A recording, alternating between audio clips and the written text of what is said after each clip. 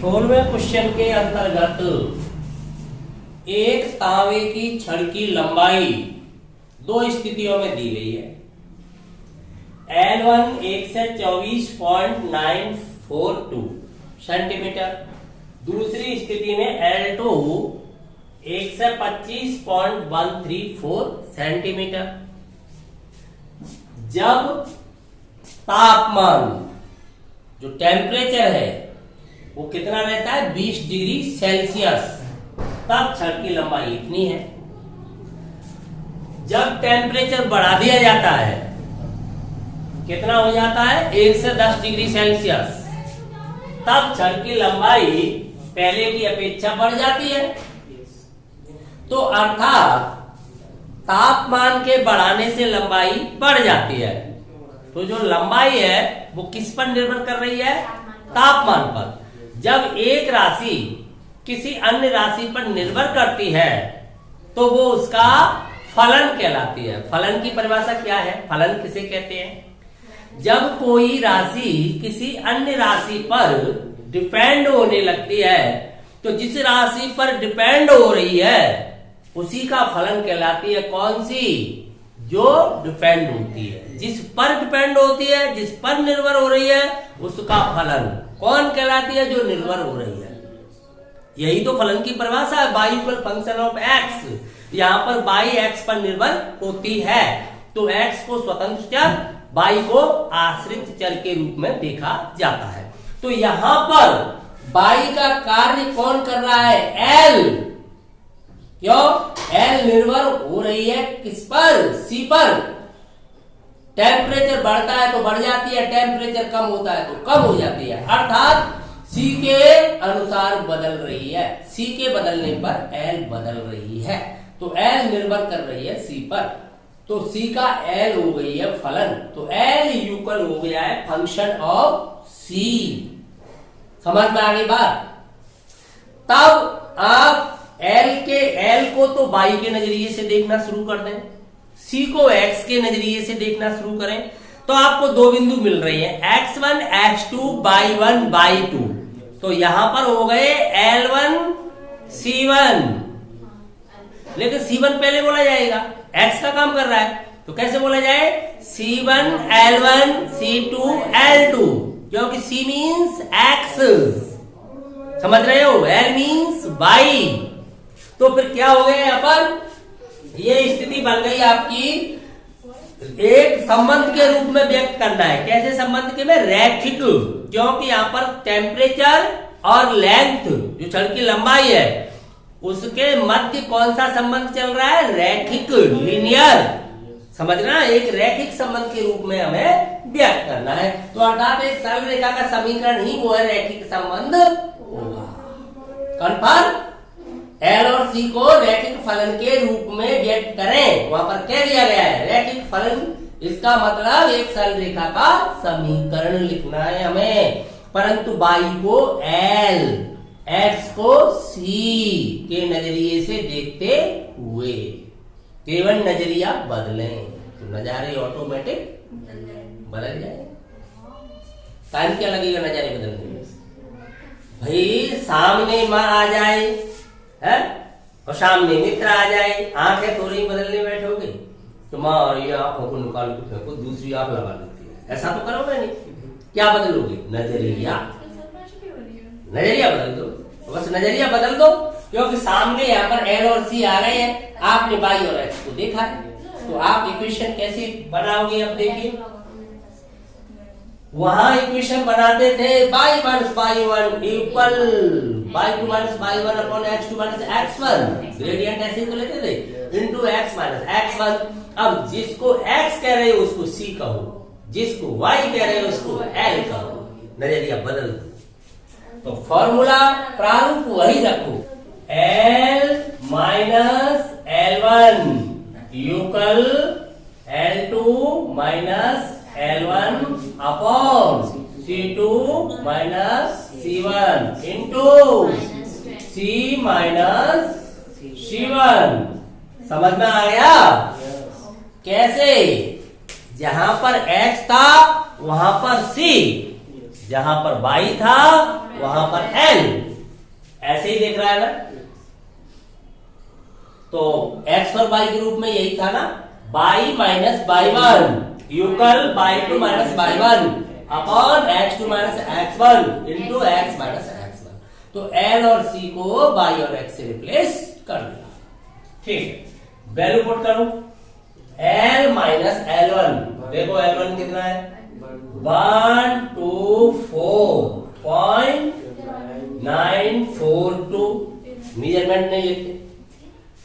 Equal L2 कितना मान है 125.134 माइनस 124.942 अपॉन 110 माइनस 20 एक्स यहाँ पर सी माइनस कितना है 20। ठीक है, अब देखो यहां पर सब्ट्रैक्ट कर सकते हो आप। एल माइनस 124.942 बताओ कितना आया सब्ट्रैक्ट करके 0.192। यहां पर कितना रह गया 90।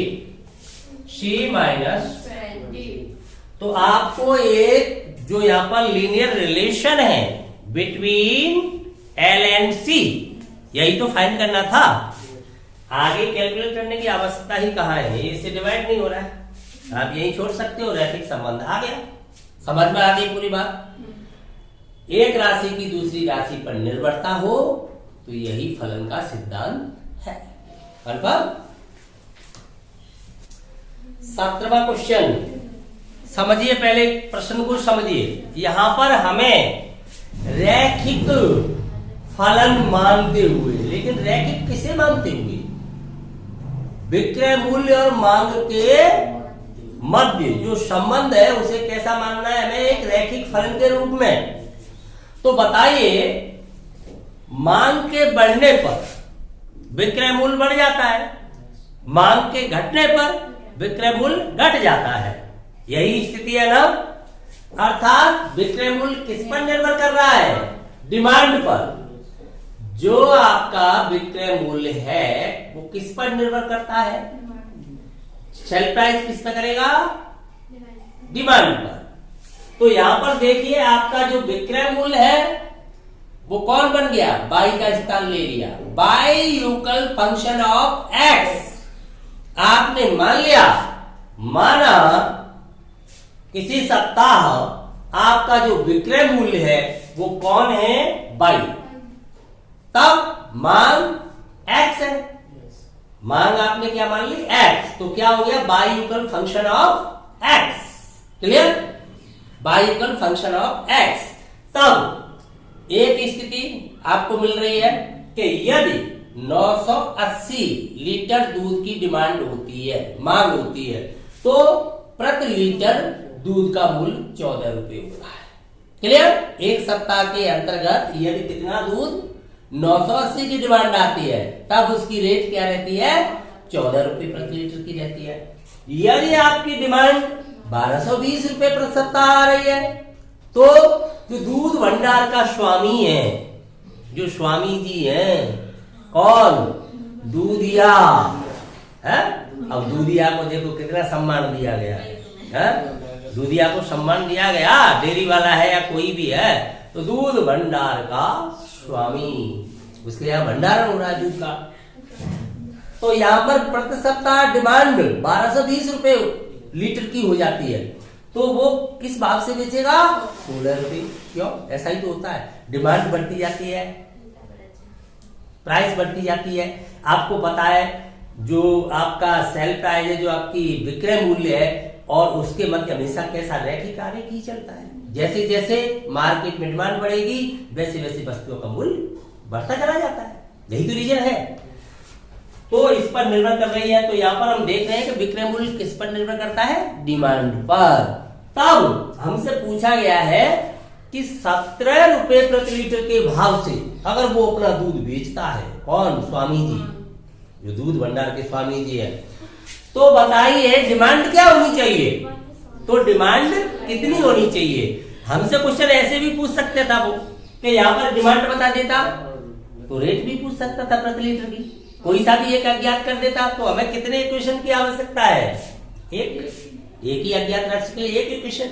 तो वो कहां से मिल रहा है हमें, वो हमें मिल रहा है, हमें रैखिक फलन दिया गया है। तो हम देख पा रहे हैं ए बी का ढाल इक्वल बी सी का ढाल होना चाहिए कि नहीं होना चाहिए, क्योंकि रैखिक फलन है तो ये तीनों ही बिंदु कोलिनियर हो जाएंगे, सरलेख हो जाएंगे, एक ही रेखा पर आ जाएंगे।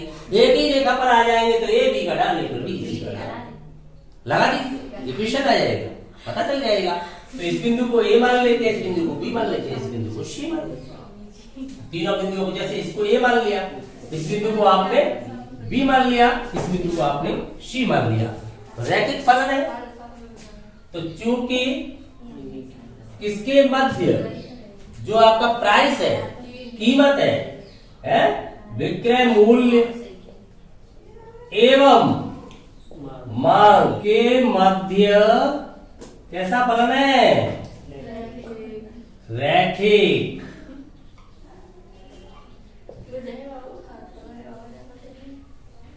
इसलिए इस बात का आप क्या फायदा उठा सकते हो, आपको पता है ये तीनों बिंदु सररेख एक ही रेखा पर आ जाते हैं तीनों बिंदु। तो gradient of A B equal gradient of B C कहें, ए सी कहें, किसी भी टुकड़े को ले सकते हो, ए बी बी सी या ए सी, तीनों का ढाल कैसा हो जाएगा, सम। तो हम इसका ये फायदा उठाएंगे, ए बी का ढाल इक्वल हो जाएगा बीसी का ढाल। क्लियर, बीसी का ढाल कहें, एसी का ढाल कहें, कोई भी एक तो लेना ही पड़ेगा। चलो लिखो ए बी का ढाल, दो बिंदुओं वाला y two minus y one, A B है, वैल्यू डालो सीधी 16 minus 14 is divide by 1220 minus 980 equal BC में देखो 17 माइनस 17 है, 17 माइनस 16 डिवाइड बाय x3 तो फाइंड ही करना है ना तुम्हें, माइनस 1220। सॉल्व करो इसको, कितना बचा, 2, नीचे बताओ कितना है, 240। चलो यहाँ पर 1, नीचे x3 माइनस 1220, 2 से डिवाइड कर दो, कितने टाइम्स हो जाएगा, 120। एक कितना रहेगा 1x3 माइनस 1220, क्रॉस मल्टीप्लाई करो, x3 माइनस 1220 इक्वल कितना हो गया, 120। बताओ x3 कितना प्राप्त हुआ, ऐड कर दो 1340। तो आपको क्या पता चला, जो दूध भंडार का स्वामी है, जो दूधिया है या डेयरी वाला है, जो भी है,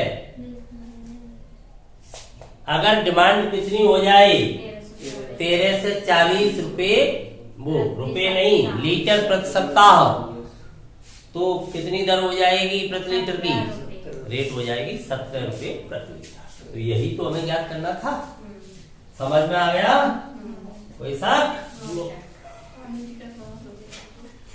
क्वेश्चन नंबर 18, यहां पर हमें अक्षों के बीच किसी रेखाखंड का मिड पॉइंट दिया गया है।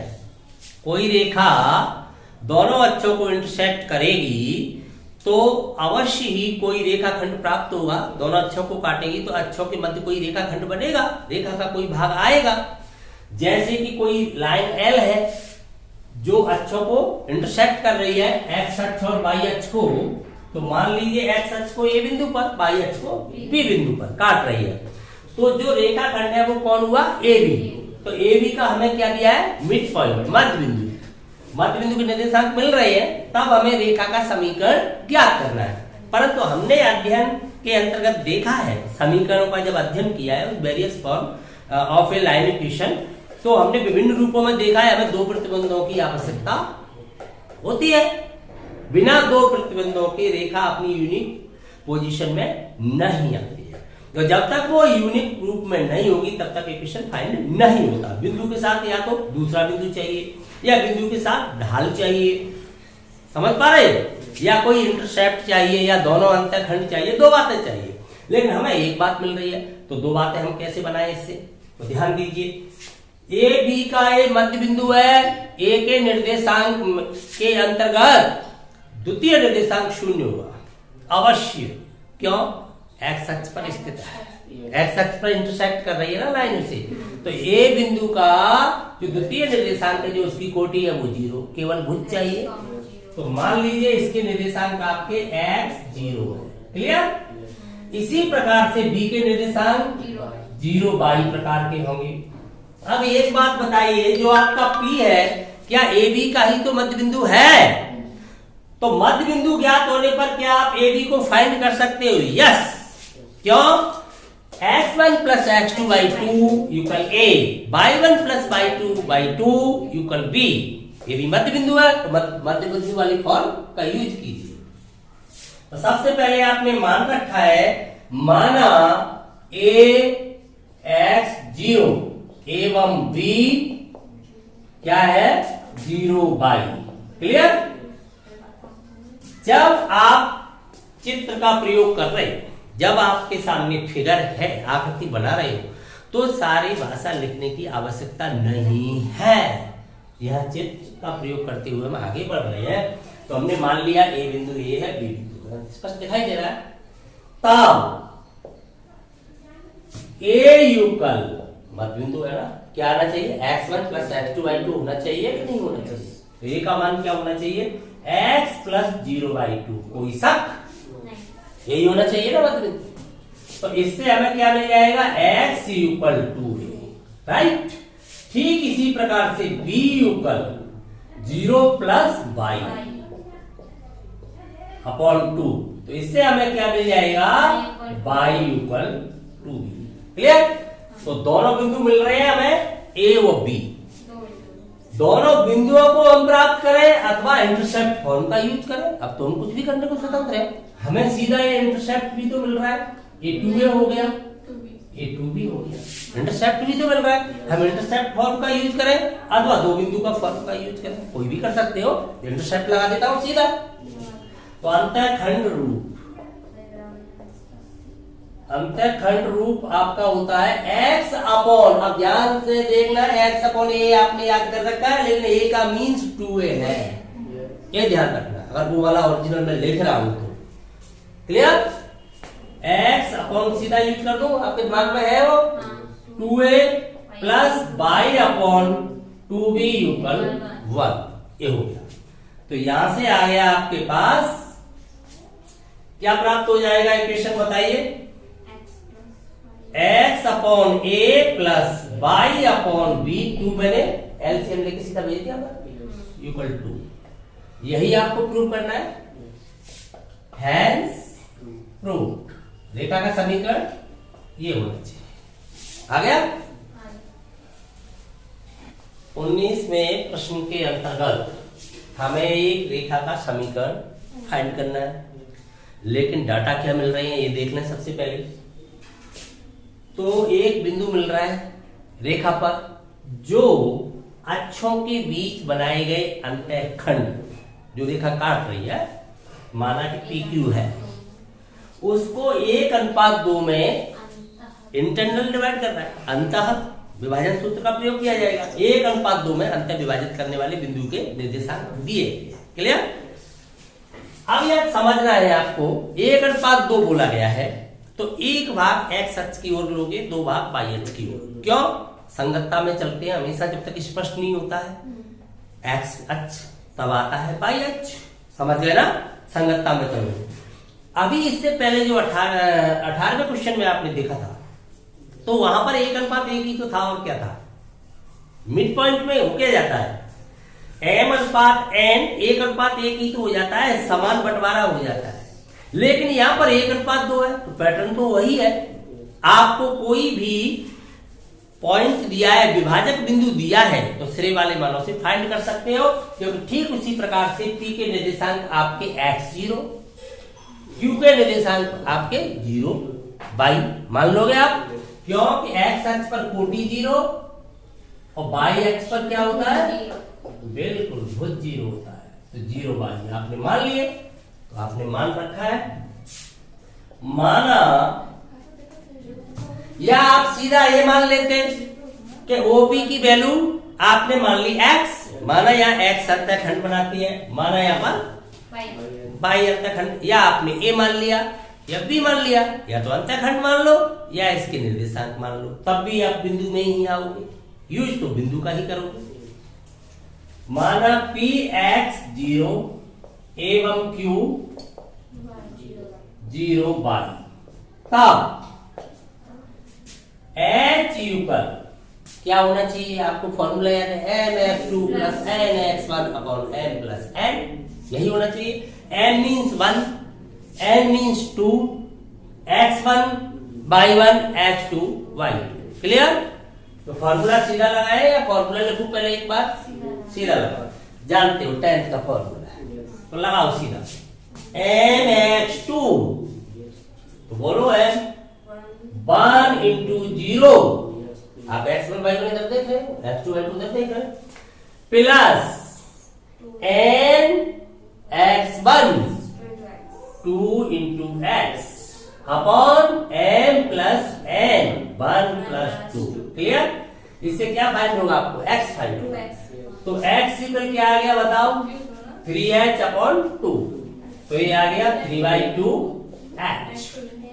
इसी प्रकार से k इक्वल क्या होना चाहिए, m/2, तो 1 into by plus n/1 2 into 0 upon 1 plus 2, तो इससे आपको फाइंड हो गया कौन, y, तो y इक्वल क्या आ गया 3 के,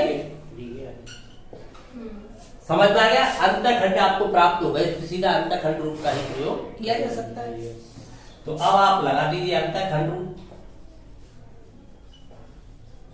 x upon a plus by upon b equal 1, ठीक है। लेकिन a मीन्स x है, b मीन्स y है, भ्रमित मत हो जाएगा x y में, भले ही आप उनको a भी मान लें, अगर भ्रमित हो रहे हैं तो, नहीं हो रहे हैं तो कोई फर्क नहीं पड़ता, एक ही बात। अगर डर लगता है तो डर की आगे जीत होती है, x1 यहां पर फिर क्या मानना पड़ेगा, y2, ऐसे मान x1 ये क्या हो जाएगा y2, ये x1 और y2 y2 कह दिया, तो ऐसे कर सकते हो, आपको कोई टेंशन नहीं है। तो अब लगाइए मान x upon a means x1, लगाइए, सीधा समझ जाओगे पर दूंगा तो क्या हो जाएगा 3/2h, यही तो करना चाह रहे हो, प्लस बाई अपॉन 3 के युगल 1, चलो ठीक है, ये 2 पलट गया, तो क्या हो जाएगा यहाँ पर 2x, समझते तो जाओ पहले, 2x अपॉन h भी आएगा, प्लस यहाँ पर बाई अपॉन k भी आएगा, और यहाँ पर h भी आएगा, लेकिन 3 का चला जाएगा। समझ में आई इतनी बात, संख्या पलट गई,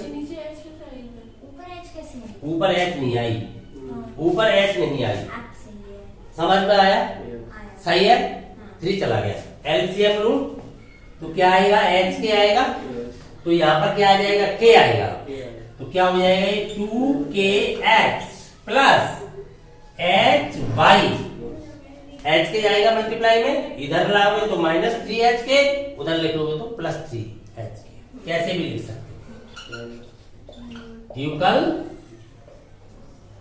कन्फर्म। एक बार फिर ध्यान देंगे, यहां पर हमें एक अनुपात दिया गया था, उस अनुपात के प्रयोग से मध्य बिंदु के द्वारा हमने क्या कर लिया, अंतःखंडों को ज्ञात कर लिया, अंतःखंडों का प्रयोग कर दिया, ये आ गया equation 2kx plus hy minus 3h के इक्वल।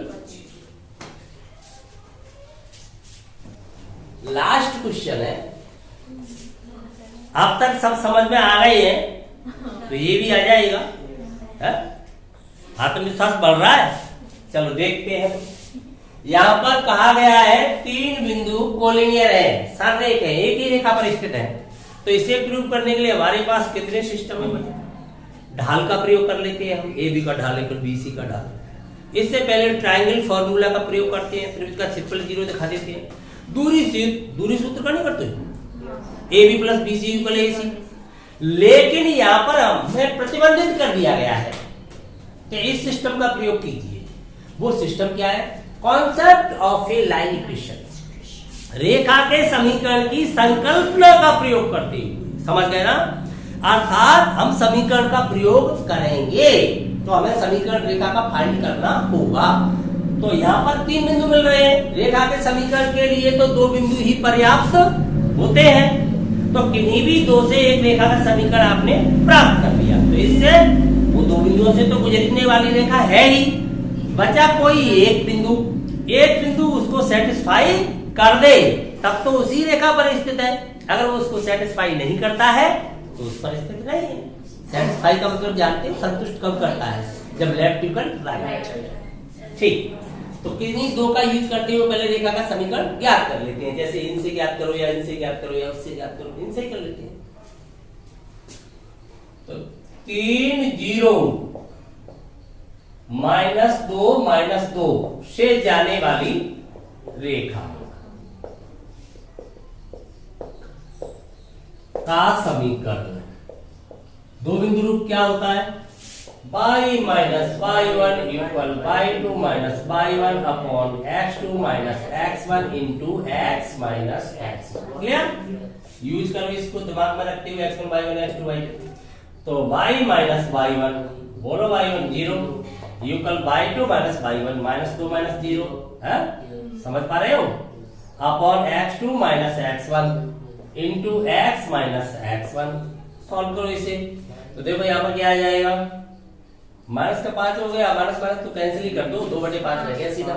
और 5 उधर क्या रह जाएगा? माइनस तो कैंसिल कर ही दिया ना आपने, तो 2x माइनस का 6 एक तरफ लिखना चाहोगे तो 2x माइनस 5 माइनस 6 इक्वल क्या रह गया? 0।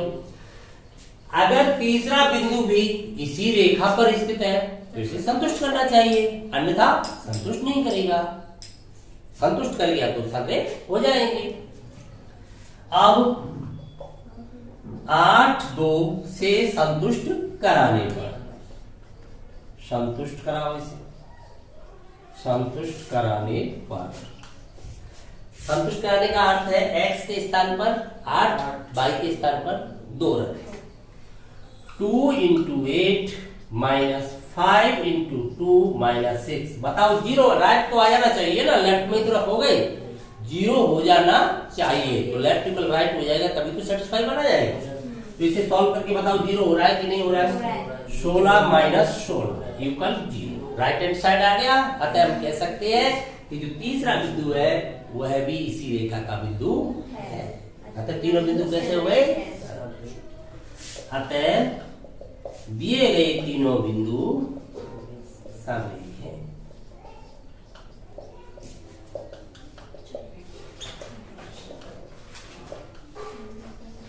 ठीक है, गिवन 3 पॉइंट्स आर कोलिनियर। समझ में आ गई पूरी एक्सरसाइज? प्रश्न जो भी आप कर रहे हो ये सब भूल जाओगे, क्यों? कौन रखेगा इतना लोड?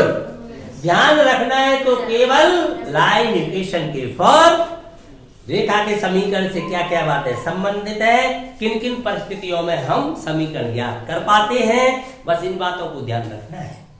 बाकी क्वेश्चनों को ध्यान कौन रख पाएगा? इतना लोड रखना ही नहीं होता। क्लियर? नेक्स्ट क्लास के अंतर्गत आपको व्यापक समीकरण को विभिन्न रूपों में रूपांतरित करना सिखाया जाएगा। रेखा का व्यापक समीकरण जो ax plus B Y plus C equal 0, उसको हम विभिन्न रूपों में रूपांतरित करना सीखेंगे। ठीक है?